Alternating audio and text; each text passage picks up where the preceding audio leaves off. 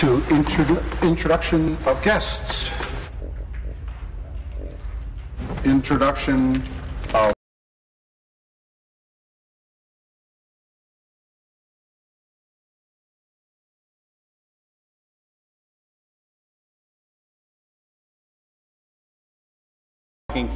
from this government is good. It's called good common sense. We know a wasteful, ineffective, and aggravating government program when we see it. That's exactly what we have in the Drive Clean program. Constituents are contacting me with their problems in trying to get their clean, late model vehicles to pass the government's revised emissions test. They also want to know why we have to get the test done, but our neighboring counties do not. It doesn't make any sense. Dealers have their own horror stories. Instead of measuring what matters, actually emissions from the tailpipe, the government demands they use a new complicated computerized test. It's prone to failure even for perfectly good cars. To get some cars to pass the new test, technicians are advised to drive the car for 30 kilometers at speeds of up to 65 miles per hour, all without stopping. Try that in small-town Ontario. The Auditor General specifically warned the Liberals not to implement the new test until the technical problems were resolved. Typically, the government ignored the auditor's advice. They also ignored his findings on value for money. Instead, they're just making the problems worse while picking even more from drivers' pockets. I've met with dealerships and repair shops across Perth Wellington. I have heard firsthand the Drive Clean program is failing. It is clear to us, Mr. Speaker, that this government is also failing the test of common sense. I want to encourage my constituents to make their voices heard by signing the petition available at scrapdriveclean.ca. Thank you, Mr. Speaker. Thank you. Member statement, the member from Trinity Spadina. Mr. Speaker, it's my pleasure to recognize the achievements of one of my constituents, Deepa Mehta. Ms. Mehta is an internationally renowned filmmaker whose films include her Elements trilogy, Fire, Earth and Water, the last of which was the first film by a non-French Canadian to be nominated for an Academy Award for Best Foreign Language Film. Her latest film is Midnight's Children, based on the Booker Prize winning novel by Salman Rushdie, and it is nominated for the Best Motion Picture at the 2013 Canadian Screen Awards, which takes place on March 3rd. She's also nominated for Best Director. For these achievements, Ms. Mehta was awarded the Order of Ontario last month. In a writing that includes so many talented artists, she is an exemplar of the highest standards of excellence. I wish to thank her for all she has contributed to my writing and the world of film, and I will be cheering for her on March 3rd. Thank you, Speaker. Thank you. Member statement. Yes, the member from the Etobicoke Centre. Thank you very much, Mr. Speaker. I'm pleased to be able to rise in the House today and share with you and the rest of the communities about our community fair. It's a government community fair that the member from Lake Shore in Etobicoke and I have been putting on for 8 years. It's an opportunity for the people to come and have an understanding of what government provides in terms of services. It's an opportunity for what's occurring in the community, whether it's sometimes for profit or sometimes not for profit, organizations that are supportive of the issues that are in the community. I'll give you a good example.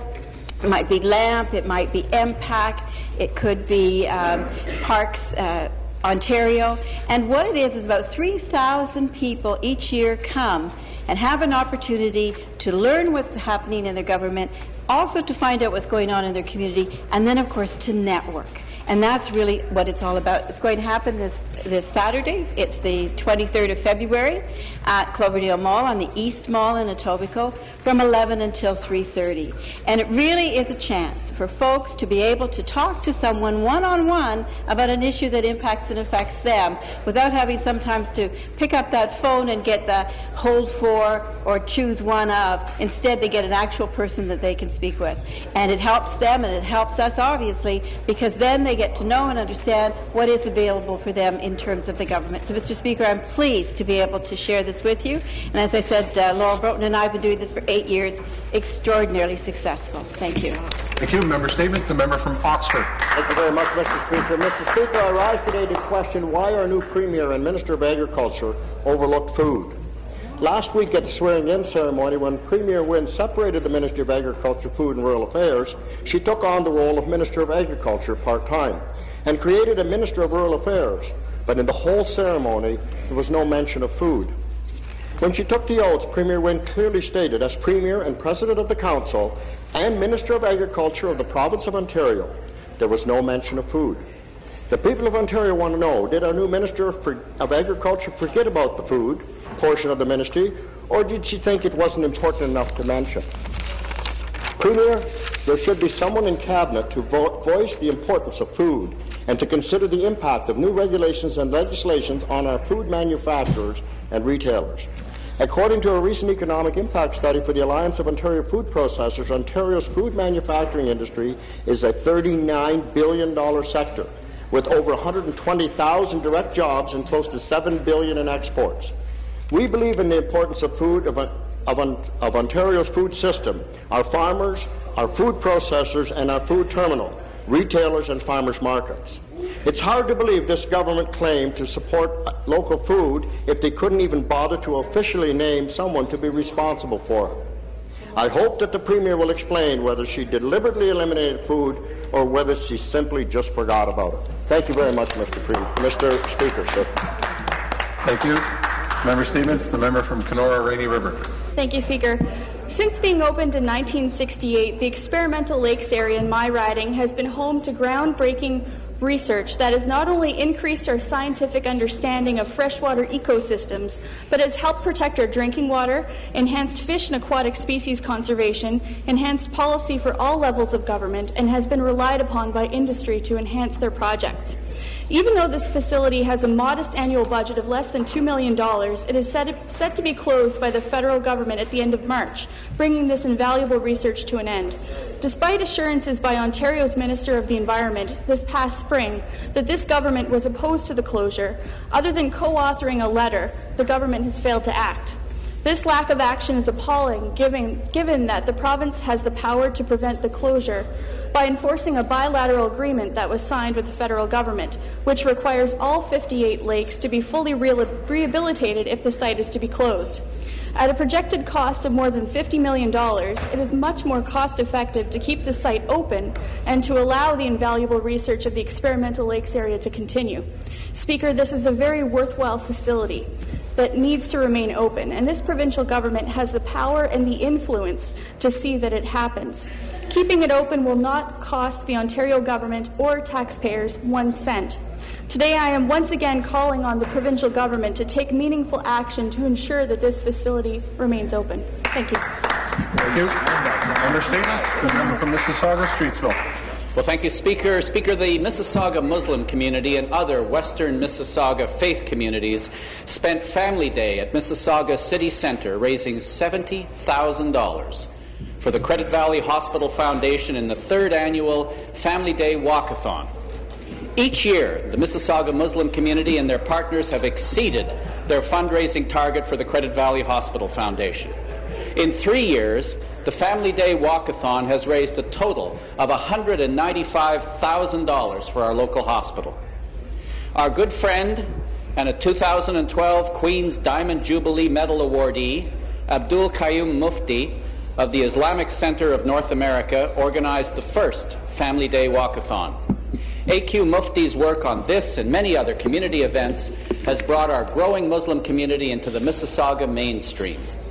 Mufti said of his efforts to bring together the best of Canadian Islamic culture, values, and traditions, "We are Canadians no matter what religion we belong to, no matter what culture we practice, and no matter what language we speak at home. When we come to a good cause, we should work together, shoulder to shoulder. The concept we are trying to spread is neighbours helping neighbours." Ontario says thank you, shukriya, to AQ Mufti and to our Muslim and other faith community neighbours. Well done. Thank you very much. Thank you. Member statements. The member from Leeds-Grenville. Speaker, it's a privilege to rise during Scout Guide Week to celebrate the thousands of young people and their adult leaders across Ontario. Scout Guide Week in Canada begins the Sunday before February 22nd, the birthday of Scouts founder Lord Robert Baden-Powell and his wife, Lady Olive Baden-Powell. From February 17th to 24th this year, Scouts Canada and Girl Guides of Canada hold special events to highlight the tremendous role the movement plays as a positive and powerful force in the lives of our youth.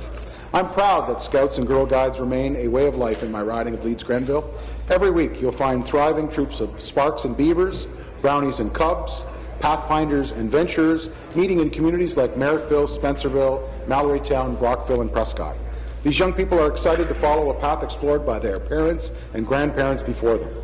Along the way, they learn values like leadership, respect, courage, and cooperation that make them more resilient individuals and better citizens. For that, we owe a tremendous gratitude to those dedicated leaders who give freely of their time to keep this tradition alive. Nowhere is that commitment more evident than in Biddy Adams and Marjorie Boyle, both of whom are in their 80s and continue to volunteer every week as leader of the 2nd Brockville Sparks. I ask this House to join me in offering a sincere thank you to leaders like Biddy and Marjorie and to wish everyone in the Scouts and Guides movement our best wishes for a bright future. Thank you, Speaker. Thank you. Member statement. The member from Brampton West. Thank you very much, Mr. Speaker. I rise today to reiterate our government's commitment to keeping auto insurance affordable and available for 9 million Ontarians. Auto insurance fraud is not a victimless crime, as it affects all of us. It leads to higher premiums and it makes the roads more dangerous. We're implementing the recommendations of the Auto Insurance Anti-Fraud Task Force. This will help Ontario drivers protect against fraud and help reduce insurance rates across Ontario. The initial results from the implementation of the first round of recommendations from the task force indicate changes are working to stabilize rates. New regulatory amendments being introduced will help prevent auto insurance fraud and protect consumers by requiring insurers to provide claimants all reasons for denying a claim, giving claimants the right to receive a bi-monthly detailed statements of benefits paid out on their behalf, increasing the role of claimants in fraud prevention, making providers subject to sanctions for overcharging insurers for goods and services and banning them from asking consumers to sign blank claim forms. The Liberal government continues to make changes to Ontario's auto insurance system to help address fraud and reduce the overutilization of accident benefits and excessive assessment costs. Last year, we had implemented a package of auto insurance reforms designed to reduce costs in the auto insurance system and ensure more accident benefits dollars go to treating people injured in auto accidents. I urge all Ontarians to help the regulators identify fraudulent activities. Together, we can make our insurance system more affordable, available, and fair. Thank you very much, Mr. Speaker. Thank you. Member statements. The member from Newmarket, Aurora. Thank you, Speaker. I rise today to pay tribute to my hometown of Aurora. On February 3rd, Aurora marked its 150th anniversary with the Mayor's Sesquicentennial Levee hosted by Mayor Jeffrey Daw. The event launched what will be a year-long celebration of the town's proud heritage. In recognition of Aurora's exemplary commitment to honour and to preserve its heritage and culture, the town was awarded the Prince of Wales Prize for Municipal Heritage Leadership and the Lieutenant Governor's Ontario Heritage Award for Community Leadership in Heritage Conservation and Promotion. The childhood home of Prime Minister Lester B. Pearson, Aurora was also home to many notable athletes such as former Olympic champion skier Brian Stemmel, equestrian Olympians Jim Elder and Jim Day, and numerous NHL players including Harry Hap Holmes, Ty Domi, and Mike Kitchen. To its more than 55,000 residents, there is no better place to live than the town of Aurora. To commemorate the sesquicentennial year, a flag was unveiled at the Mayor's Levee in Town Park. I would like to congratulate Victoria Harris, a grade 4 student from Northern Lights Public School who won the flag design contest. I ask all members to join me in officially designating the town of Aurora as the center of the universe during its sesquicentennial year. Thank you, Speaker.